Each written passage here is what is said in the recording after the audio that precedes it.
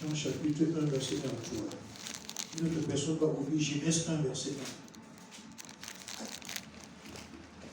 1. Au commencement était la parole. Au commencement était la parole. Et la parole était Dieu. La parole était Dieu. Et au commencement était la parole. Et la parole était avec Dieu. La parole était avec Dieu. Et la parole était Dieu. Elle était au commencement avec Dieu. Toutes choses ont été faites par elle. Et rien de ce qui a été fait n'a été fait sans elle. En elle était la vie, et la vie était la lumière des hommes. La lumière luit dans les ténèbres, et les ténèbres ne l'ont point reçue. Le verset 3.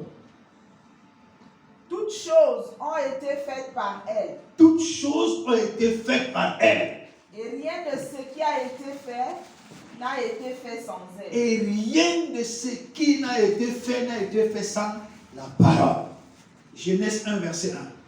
Dieu te bénisse, évangéliste.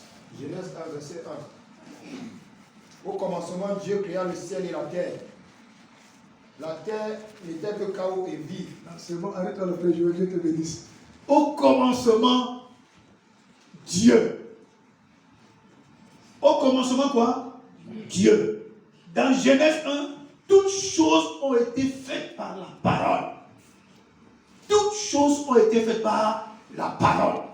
Quand tu donnes la priorité à la parole, quand tu donnes la priorité à la lecture de la parole de Dieu, quand tu donnes la priorité à la méditation de la parole de Dieu, quand tu donnes la priorité à manger le rouleau, mon frère, ma soeur,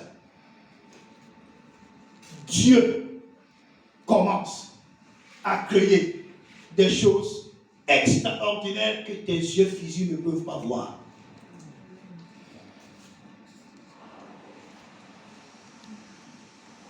Quand tu donnes la priorité à Dieu dans ta vie, dans tous les domaines de ta vie, laisse-moi te dire, Dieu commence à créer des choses que tes yeux physiques ne voient pas. Tout a été créé par la parole. Tout.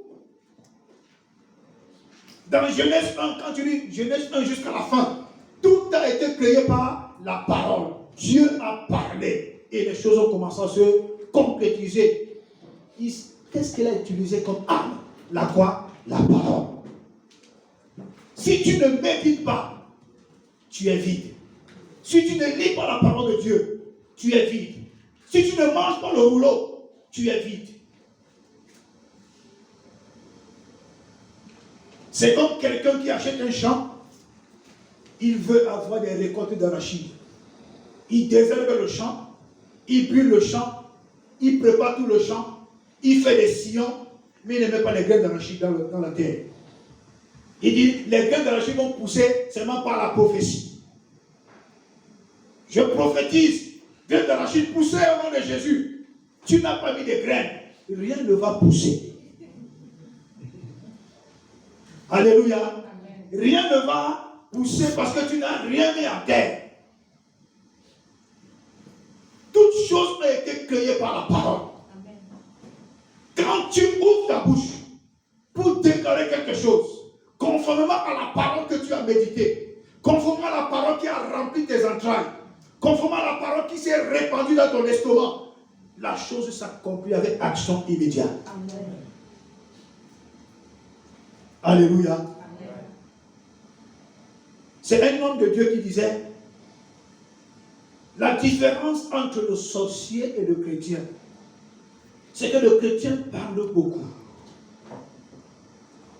Et parfois, il parle beaucoup, ne sachant pas que lui-même, il est vide. La bouche qui parle beaucoup ne manque pas de péché. Ça veut dire que la bouche qui parle beaucoup n'a pas une substance vitale. Or, la différence avec le sorcier, c'est que tu l'insultes, il ne va pas te répondre. Tu le provoques, il ne va pas te répondre.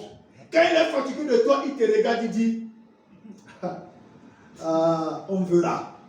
Un seul mot, il te dit, on verra. Il t'a tout dit dans on verra. Mais le chrétien, tu parles comme ça à qui? Tu fais ça à qui? Regarde pas sa tête. Regarde, tu passes chez l'autre à raconter des histoires inutiles. Ça ne produit rien. C'est pourquoi parfois dans nos programmes, dans nos assemblées, même dans nos dommages chrétiens, on crie beaucoup pour un petit problème. Parce que les bas-ventres sont vides. Le satanisme, le sorcier, le franc-maçon, les serviteurs du diable, ils ne répondent pas sur n'importe quoi. Ils posent l'acte. C'est là que tu comprends que le gars était vraiment fâché. Apprenons à nous taire. Médite ta parole. Médite la parole de Dieu. Lis la parole de Dieu. Apprends à te taire.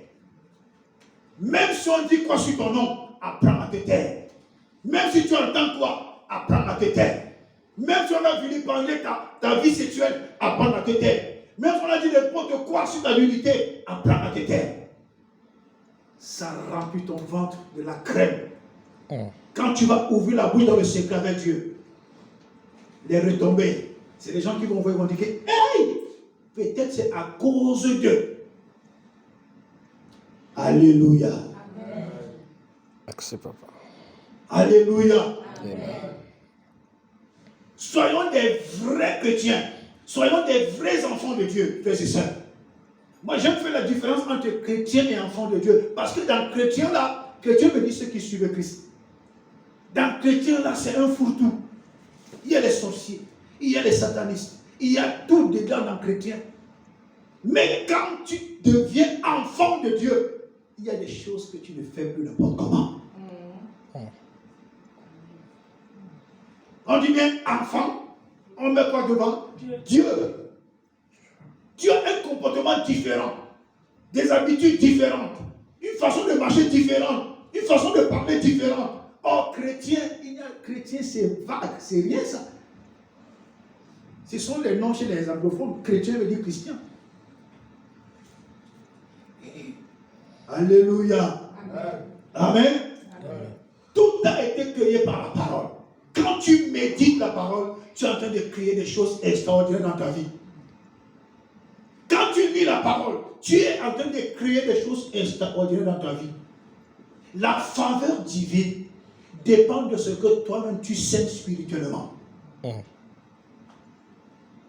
Alléluia. Amen. Comme l'évangéliste disait, c'était lors de la nuit, la faveur divine ne soit pas seulement un slogan. Ce n'est même pas un slogan. Il faut éviter de faire cela un slogan. Yes. Faites de ça une vie.